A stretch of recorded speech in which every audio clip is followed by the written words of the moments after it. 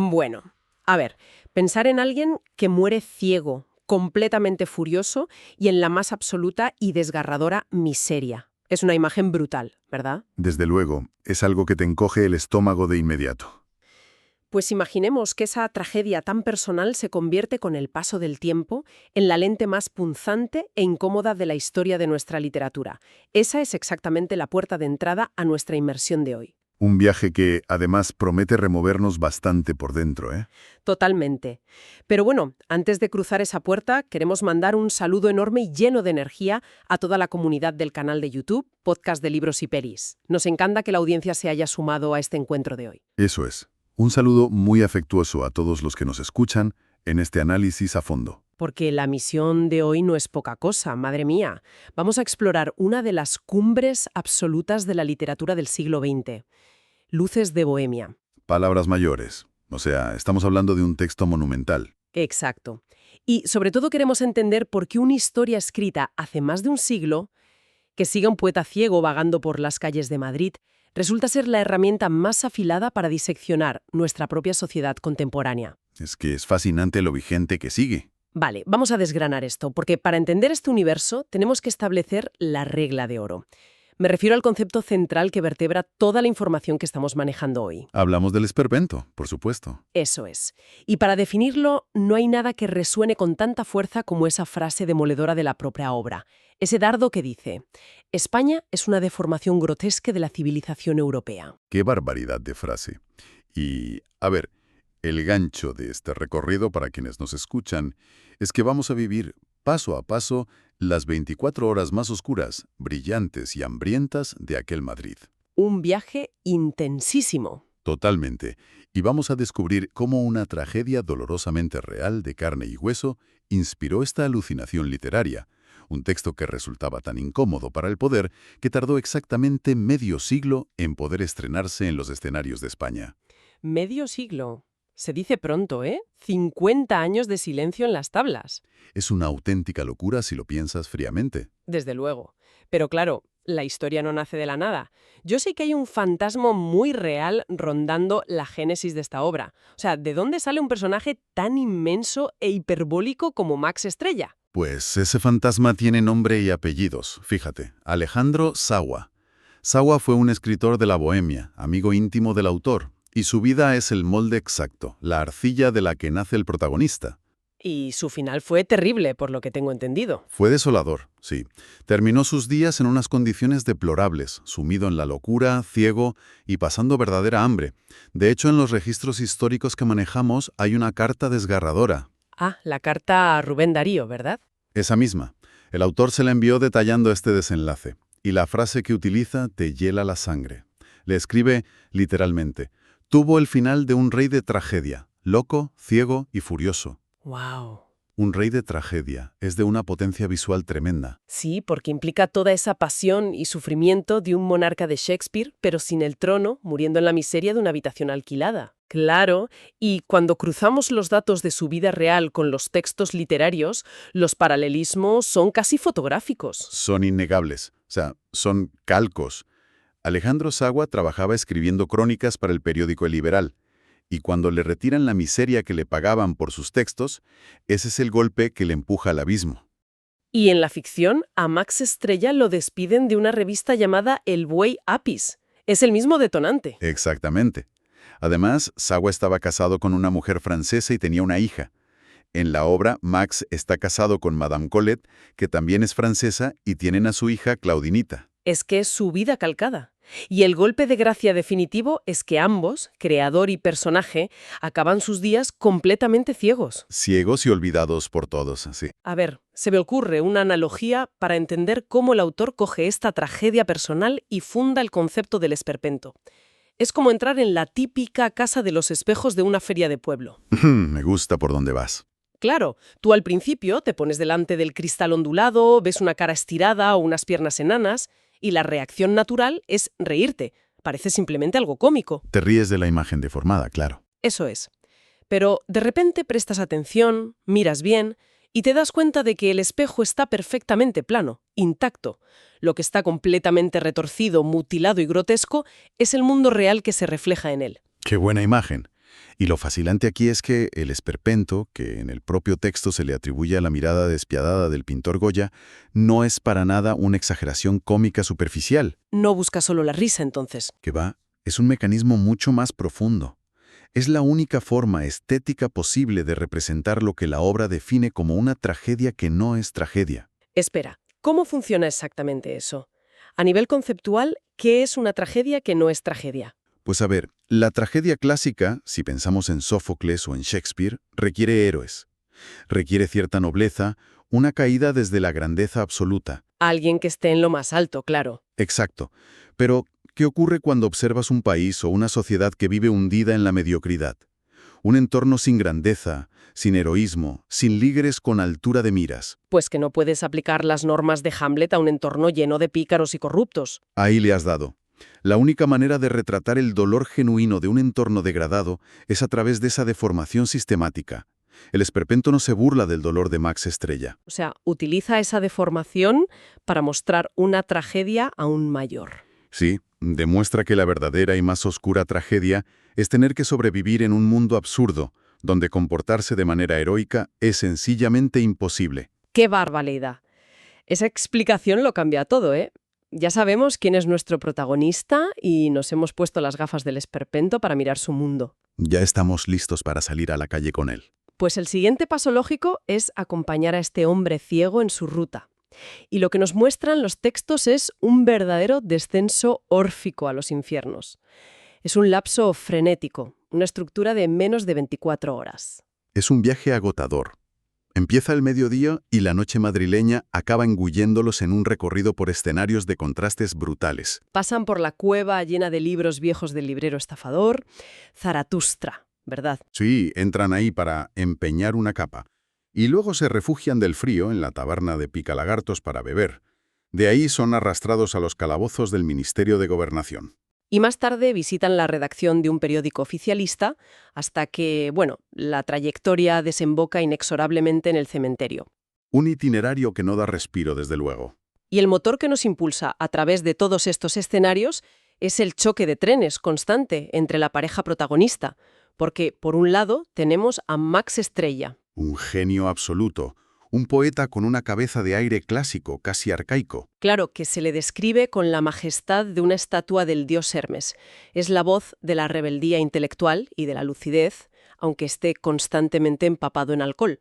Y por el otro lado, pegado a él como una sombra maligna, está su Lazarillo, el inefable Don Latino de Hispalis. Menudo personaje Don Latino. Es el cinismo encarnado en un anciano asmático. Es alguien que vende mala literatura y se arrima a Max por puro parasitismo. Son las dos caras de la moneda de la bohemia de la época, ¿no? Totalmente. El idealismo derrotado que encarna Max frente al pragmatismo más ruin y rastrero de Don Latino. Y aquí es vital detenerse en el momento que, para Mo, es el ancla emocional de todo este viaje. El clímax del esperpento no es una gran batalla épica. Es un clímax muy silencioso y terrible. Exacto. Es el momento en el que Max Estrella muere de frío, tirado en el suelo de piedra de un portal. En una tragedia clásica, el héroe moriría rodeado de aliados llorando su pérdida. Y con grandes discursos finales, ¿sí? Pero aquí, mientras Max agoniza congelado, su supuesto mejor amigo, Don Latino, le revisa los bolsillos. Le roba la cartera alegando, con todo el cinismo del mundo, que lo hace para que no se la quite otro. Y se marcha tan tranquilo a gastarse el dinero en bebida. Es que ese robo en la puerta fría es la definición física del esperpento. Es la desolación absoluta. Y lo que envuelve toda esta ruta por la oscuridad es un uso del lenguaje que resulta un festín deslumbrante. Quienes aman la riqueza de las palabras van a flipar con esto. Es un túnel del tiempo, un vocabulario callejero espectacular. La precisión de los términos nos hunde en la época de golpe. Por ejemplo, en las tabernas piden un 15. Y no es un número al azar, claro, era exactamente la cantidad de céntimos que costaba un vaso de vino peleón. O piden una copa de rute, refiriéndose al anís destilado en esa localidad de Córdoba. ¡Qué bueno! Pero luego hay expresiones que encierran un dolor físico brutal. Como cuando Max afirma, desesperado, que su mujer y su hija se van a quedar haciéndose cruces en la boca. Esa es una imagen terrible, no es solo una frase hecha. Era literal. Sí, era la forma gráfica de decir que iban a pasar hambre física. Implicaba hacer literalmente el gesto de la cruz sobre los labios cerrados porque no iba a entrar un solo trozo de pan. Madre mía, qué dureza. Pero espera, repasando con detalle todas estas escenas callejeras, hay algo que me frena y me gustaría plantearlo, a ver qué te parece. Dime, a ver. Vemos un desfile incesante de personajes marginales, casi excéntricos. Tenemos a Enriqueta la Pisabien, que vende lotería, al rey de Portugal, al estrafalario Don Gay Peregrino. Una fauna muy peculiar, desde luego. Claro, y viendo este catálogo inmenso de tipos raros, no existe el riesgo de que tanto ruido diluya la verdadera tragedia de Max. O sea, ¿no convierte esto la obra en una simple comedia costumbrista de enredos? Es una duda muy lógica al leer esa avalancha de voces, pero la respuesta es que no. Precisamente toda esta fauna marginal, este mosaico grotesco, es la maquinaria necesaria para que el texto funcione. Ah, son como un telón de fondo imprescindible. Más que un telón de fondo, ellos son el coro de esta tragedia contemporánea. Si retiráramos a la Pisabien o a Pica Lagartos, el aislamiento intelectual de Max no tendría un lienzo oscuro sobre el que destacar. O sea, por puro contraste. Exacto. Max es como un faro antiguo que se está apagando. Necesita ese mar revuelto, caótico y estridente a su alrededor para que se comprenda la magnitud de su naufragio. Entiendo.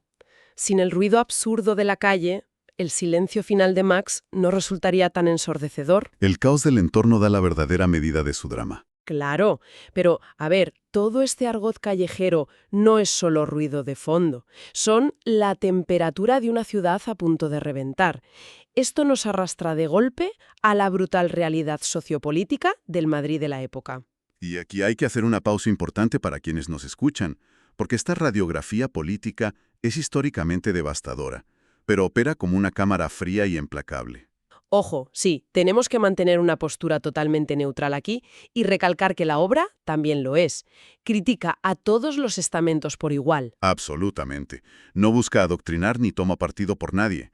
Simplemente muestra la violencia en todas sus direcciones, relatando el lienzo histórico sin filtros. Vemos cómo las calles arden con la huelga del proletariado, con obreros desesperados chocando contra las fuerzas del orden.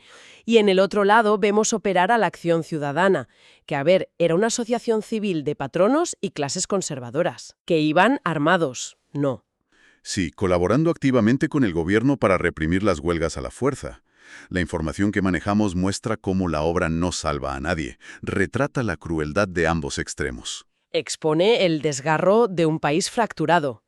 Y en medio de este fuego cruzado, Max, en un arranque de furia ebria, se pone a gritar contra el gobierno y a mofarse de la policía.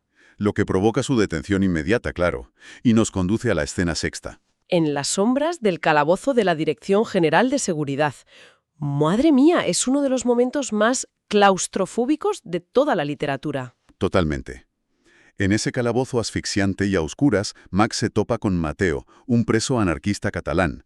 Mateo está esposado y con el rostro ensangrentado por las palizas. Y el diálogo que mantienen es escalofriante por su lucidez, ¿eh? Hablan sobre la miseria endémica de España, sobre la idea radical de destruir Barcelona para purificarla desde los cimientos.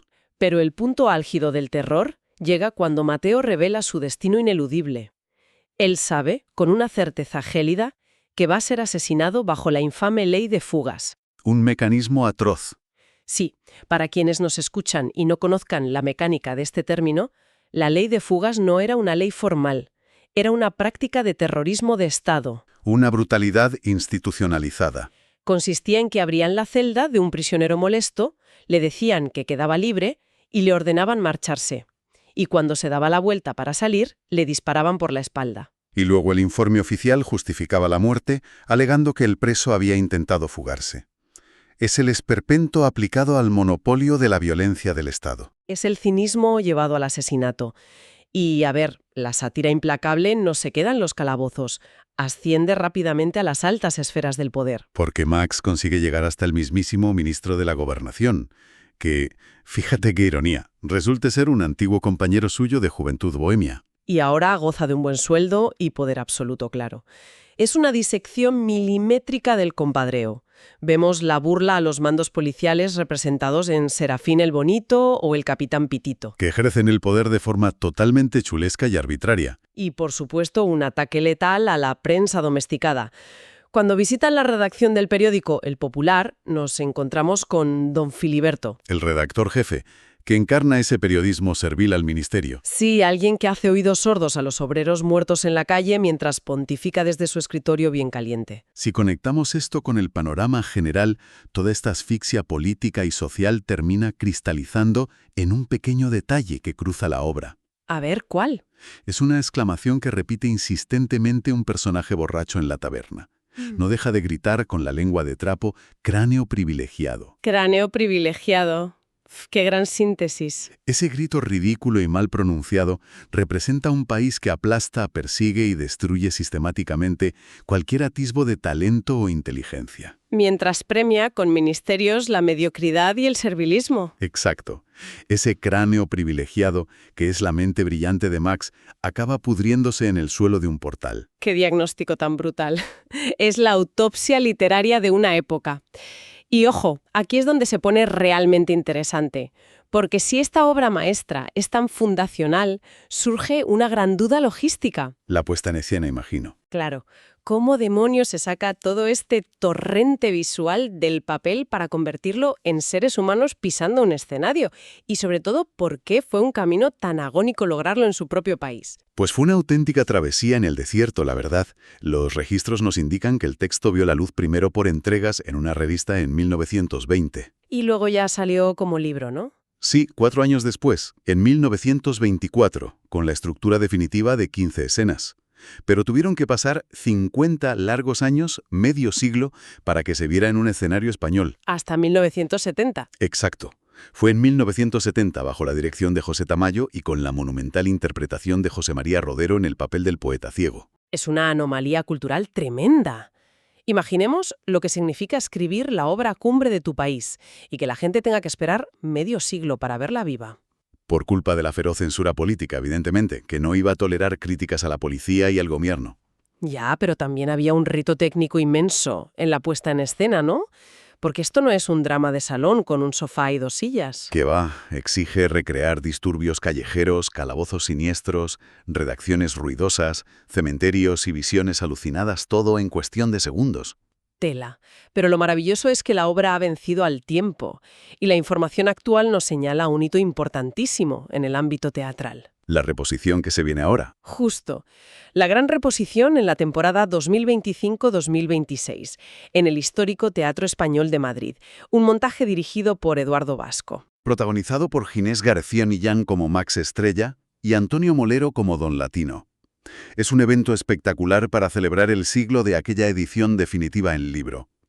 Pero, a nivel teatral, ¿cómo se aborda eso estéticamente hoy en día? O sea, ¿cómo consiguen los creadores contemporáneos materializar en el escenario esa densidad tan extraña que es el esperpento?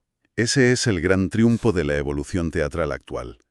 El mecanismo consiste en hacer chocar frontalmente distintos géneros que parecen incompatibles. A ver, explícame eso. Por ejemplo, toman elementos del sainete tradicional, que es esa pieza cómica y de costumbres populares.